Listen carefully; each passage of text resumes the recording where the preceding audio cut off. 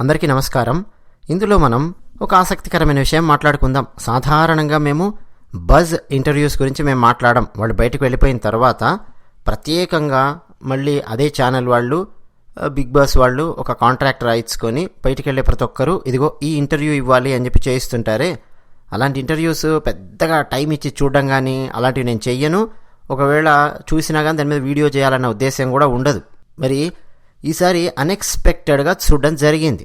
ఎందుకు అనంటే నిన్న ప్రోమో కూడా వేశారు కదా, మనం బిగ్ బాస్ చూస్తూ ఉన్నప్పుడు ఏదో తేడాగా ఉంది ప్రోమో అని చెప్పి చూడడం జరిగింది. ఎంత చెత్త ఇంటర్వ్యూ అంటే అండి, హరియానా చేసినటువంటి ఇంటర్వ్యూ. లహరిని బయటికి వెళ్ళిపోతున్నటువంటి వ్యక్తిని, అంటే ఎలిమినేట్ అయ్యి బయటికి వెళ్ళిపోయినటువంటి వ్యక్తిని మళ్ళీ మరో రకంగా మానసికంగా వేధించడమే. పర్టికులర్గా లహరి విషయంలో ఎందుకు అంటున్నాను అంటే, ఆల్రెడీ లహరిని లోపల చాలా దారుణంగా మానసికంగా వేధించారు. ఈ వారం ప్రియా గారు మాట్లాడిన మాటలు కావచ్చు, ఆ మంగళవారం మరుసటి రోజు మళ్ళీ మనకు చూపించింది కావచ్చు, రవి అలా మాట్లాడడం, ఆ వీడియో వేసి చూపించడం కావచ్చు, ప్రియా గారు రవి వాళ్ళిద్దరూ మాట్లాడుకున్నది, ఆ చర్చ అసలు అక్కడ ఎక్కడ కూడా అండి లహరి మాట ఫ్లిప్ అవ్వడం కానీ, లహరి ఒకరి యొక్క క్యారెక్టర్ అసాసినేషన్ చేయడం కానీ, బ్యాక్ బిచ్చింగ్ చేయడం కానీ ఏమీ లేవు. అయినా సరే ఆమె బలైపోయారు. విక్టిమ్ అని చెప్పి నాగార్జున గారే ఆమెను పిలిచారు. అది కూడా మనం చూసాం. అవునా, ఆమె బాధితురాలు. మరి లోపలనటువంటి వాళ్ళు ఆడినటువంటి డ్రామాలో ఈ వారం ఆమె బయటకు రావాల్సి వచ్చింది. దాంతోపాటు ఇద్దరు పనిగట్టుకొని ఆమెను నామినేట్ చేయడం, ఇవన్నీ కూడా మనం గమనించాం. ఆమె విక్టిమ్. మరి నాగార్జున గారే ఉపయోగించారు విక్టిమ్ అని. నేను మీకు నిన్న నైట్ విశ్లేషణ ఇస్తూ కూడా ఒక స్టేట్మెంట్ ఇచ్చాను. పోయిన వారం కనుక లహరి బయటకు వెళ్ళిపోయి ఉంటే నేను ఏమని ఉండేవాడిని, ఈమెం ఆడడం లేదు, ఇదిగో ఇలా ఇలా ఉంది పరిస్థితి అని చెప్పి చెప్పేవాడిని. కానీ ఈ వారం ఆమె బయటికి వెళ్ళడం అన్నది అది చాలా దారుణమైన విషయం.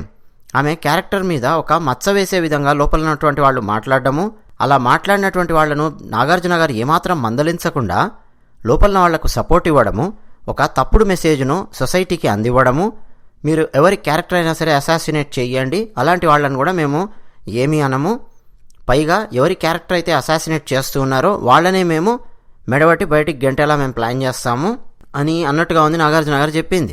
ఓట్లు జనాల చేతుల్లో ఉండొచ్చేమో కానీ అక్కడ ఆడిస్తున్నటువంటి ఆట, ఎడిటింగ్ చేస్తున్నటువంటి తీరు, నాగార్జున గారు చాలా చక్కగా హిప్నాటిక్ సజెషన్స్ వీకెండ్ ఇస్తున్నటువంటి తీరు చూస్తుంటే కొద్దిమందిని ఈసారి కూడా దత్తత తీసుకున్నారా బిగ్ బాస్ వాళ్ళు అన్న సందేహాలు కలక్కమానవు.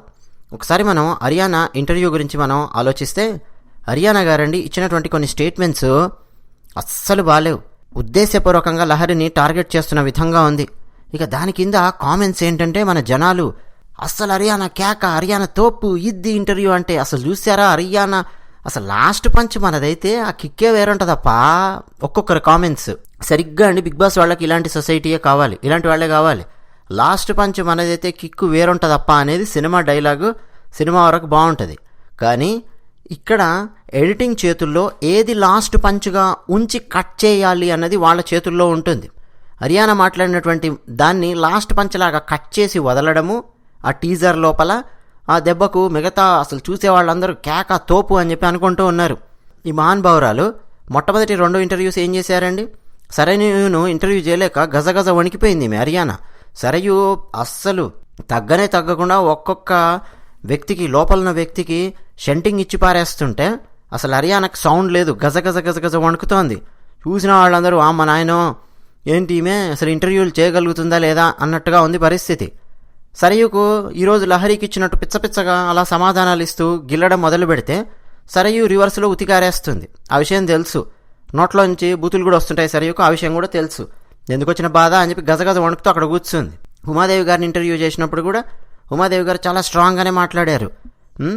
బెడ్స్ కూడా వాళ్ళిద్దరూ పక్కపక్కనే వేసుకుంటారా, ఏం చేస్తున్నారు, కలిసి ఆడుతున్నారు అని చెప్పి ఉమాదేవి గారు చాలా స్ట్రాంగ్గా కౌంటర్స్ ఇస్తుంటే మాట్లాడడానికి సౌండ్ లేదు.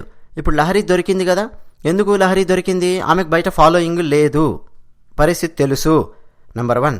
నెంబర్ 2, లోపల ఆ స్థాయిలో క్యారెక్టర్ అసాసినేషన్ జరిగినా కానీ లహరి మీద నాగార్జున గారు కేవలం రవిని మాత్రమే మందలించి రవిని బలిపశువుని చేశారు తప్ప ప్రియా గారిని మందలించలేదు. ఒక అప్రూవల్ లాంటిది ఇచ్చారు.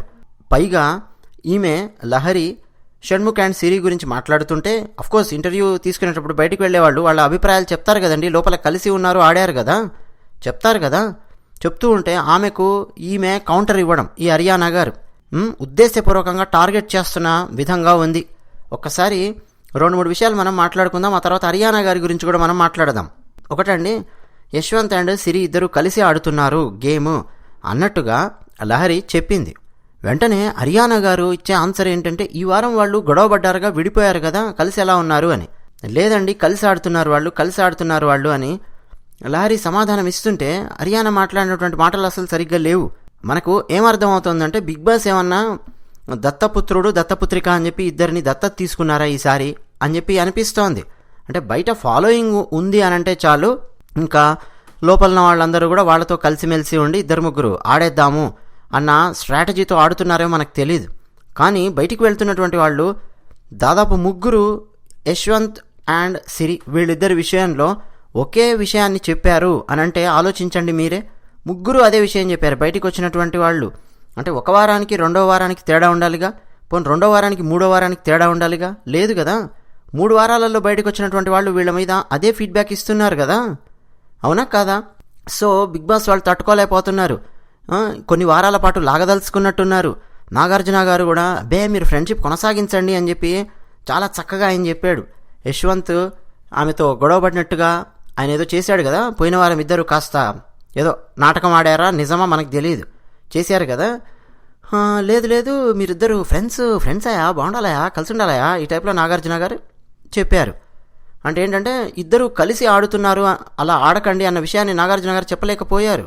మరి బయటికి వెళ్తున్న వాళ్ళు ఆ రకమైన ఫీడ్బ్యాక్ ఇస్తున్నారంటే ఆలోచించుకోండి అనొచ్చు. లేదు, నాగార్జున గారు ఏం చేశారంటే, వాళ్ళు బయటికి వెళ్ళిపోయారు, వాళ్ళేం మాట్లాడుకుంటే నీకెందుకు, వాళ్ళని పట్టించుకోకు అని చెప్పి మెల్లిగా బయట ఉన్నటువంటి వాళ్లకు ఒక సమాధానాన్ని ఇస్తూ నాగార్జున గారు, వెళ్ళిపోయిన వాళ్ళ యొక్క మాటకు విలువ లేదు అని చెప్పి నాగార్జున గారు షణ్ముఖ్ అండ్ సిరికి చెబుతూ, మీరు ఫ్రెండ్షిప్ కొనసాగించండి, కంటిన్యూ చేయండి, ఇవి చెప్పారు తప్ప కలిసి ఆడకండి, ఫ్రెండ్స్లా ఉండండి, ఎంజాయ్ చేయండి, అంతేగాని ఇండివిజువల్గా మీరు గేమ్ ఆడండి, ఫ్రెండ్షిప్ బ్రేక్ చేసుకోకండి, కానీ గేమ్ ఆడేటప్పుడు ఎవరికి వాళ్ళు ఆడండి అన్న మెసేజ్ను నాగార్జున గారు ఇవ్వకపోగా, బయటికి వెళ్ళే వాళ్ళ ఆ ఫీడ్బ్యాక్ను పట్టించుకోకండి, వాళ్ళు ఎవరేమంటే నీకెందుకు అన్నట్టు నాగార్జున గారు మాట్లాడారు. ఎంత హిపోక్రసీ ఉంది నాగార్జున గారిలో ఇప్పుడే చెప్తాను.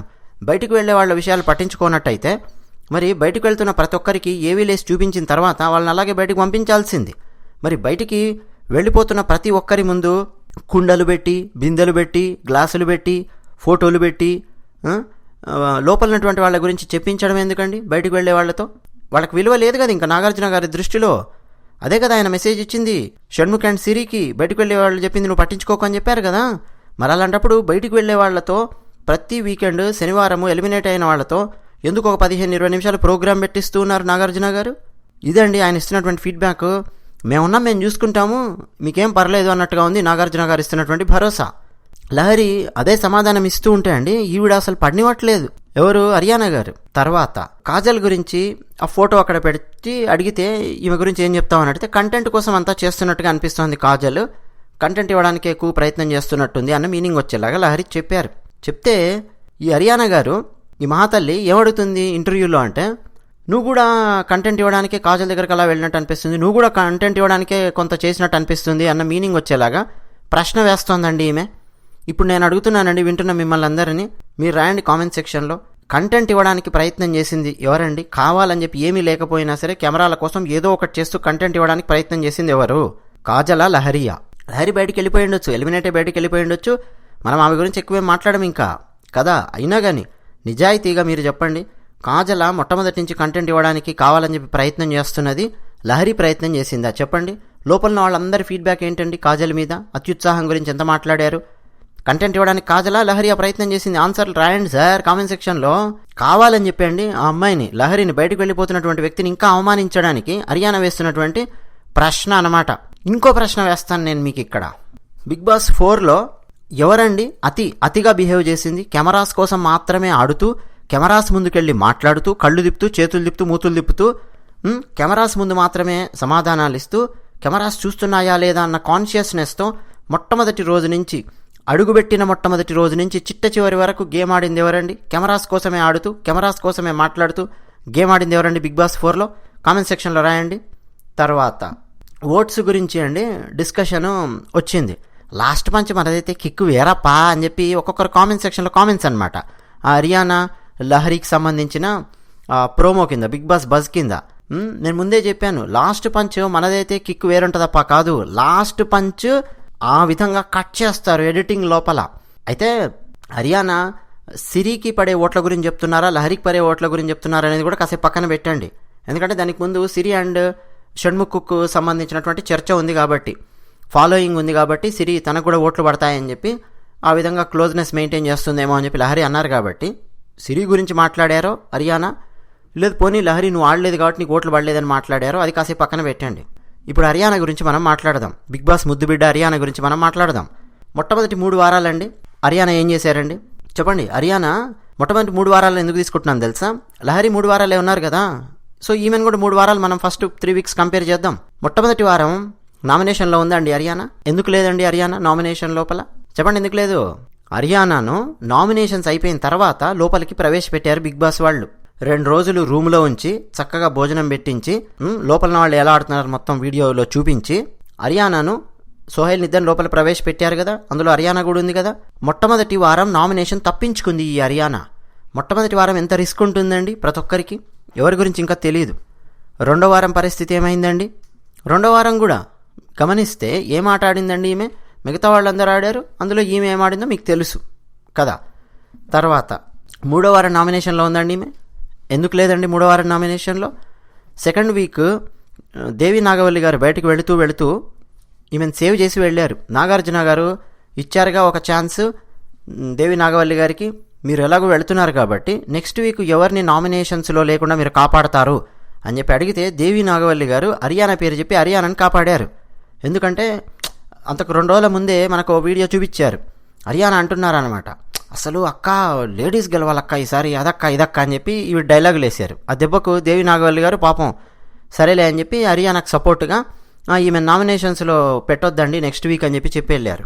అంటే మొట్టమొదటి 3 వారాలలో బిగ్ బాస్ దయ వల్ల మొట్టమొదటి వారం నామినేషన్స్లోకి రాలేదు ఈమె. దేవి నాగవల్లి గారి దయ వల్ల 3rd వీక్ నామినేషన్స్లో లేదు ఈమె. ఎంత ప్రెజర్ తగ్గి ఉంటుందో ఒక్కసారి ఆలోచించండి మీరు.